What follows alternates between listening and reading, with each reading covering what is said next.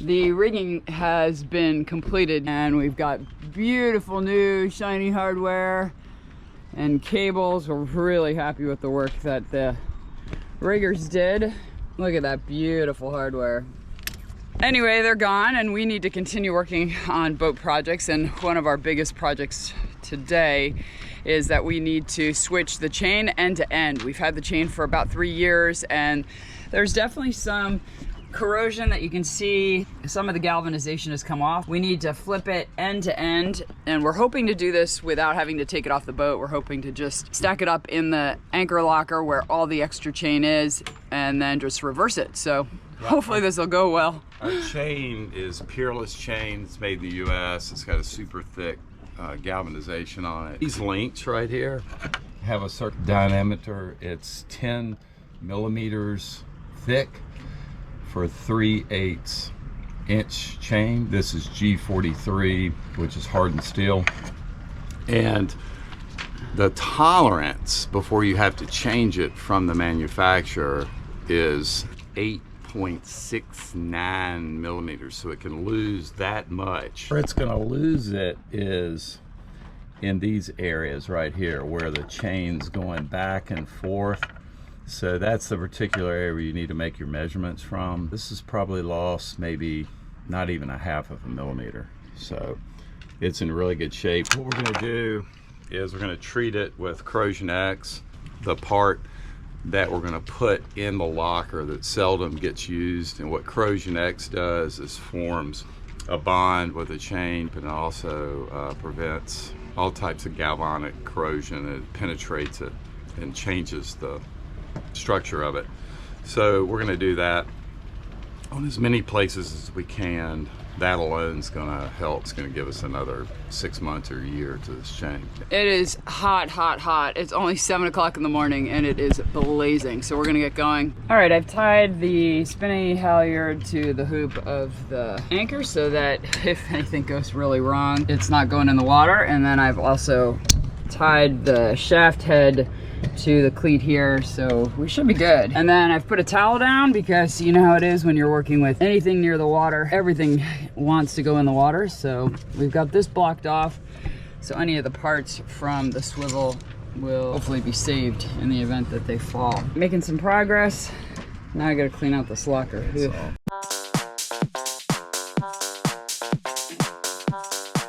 So once we get the, oh, we have the chain off. Wonderful. So I'm gonna pull it through.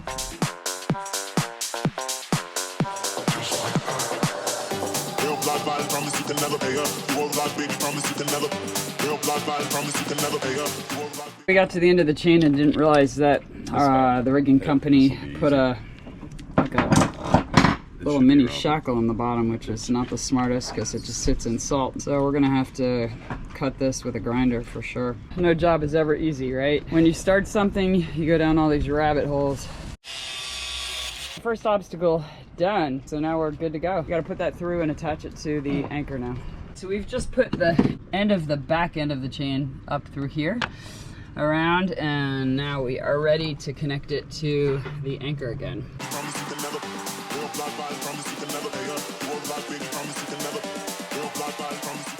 We figured while we have the chain out, we may as well mark the chain and do a better job than what we've done in the past. We have tried paint and paint came off. We have tried these little plastic inserts. They pop out and they're really expensive. We have tried zip ties, but they over time break as they go in and out of the windlass. The last thing we have tried is these rubber sleeves that you can put in, and they have worked the best so far. But yesterday we learned of a foolproof way, and I am going to get that right now. And I think it's gonna work and last and not be an issue. We'll show it to you in a minute. It is genius.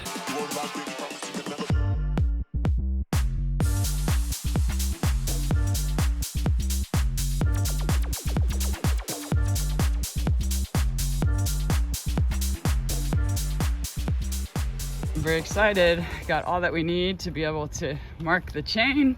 Heading back to the boat now, and we'll get this chain flip and chain marking done. This is going to be the bitter end of the chain, so I'm going to tie this in to the locker, so if we let out all of the chain it doesn't fall into the water.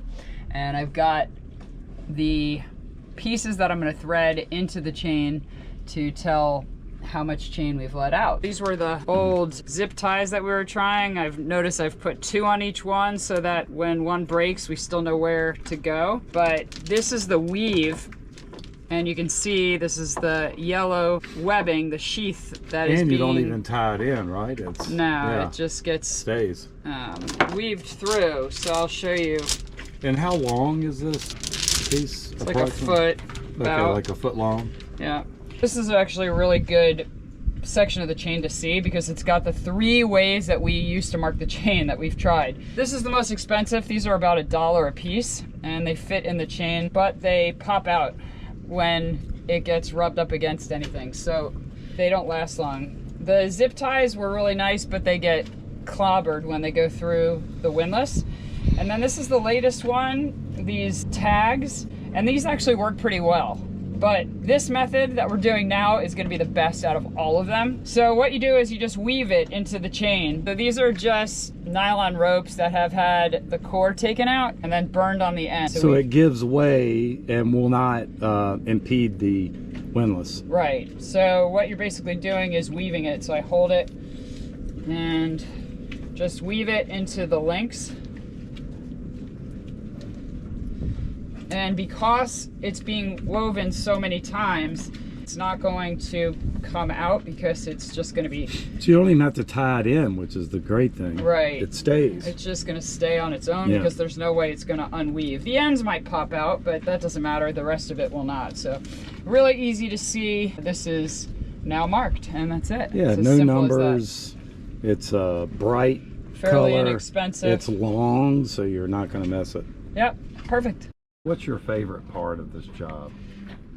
Getting all greasy. Let me see your hands. That is Corrosion X right there.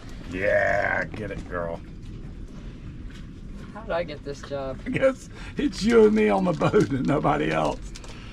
So we are done. The chain is marked. Some of you might be asking, why do you have chain stacked in a basket outside the locker? It's because our chain locker does not fit 300 feet of chain, so we've got to keep about half of it out. And you know, most of the time we don't even use more than 200 feet, so it works out really well to have it stored in the basket. It doesn't get salt water all over it, and it just stays out of the way too.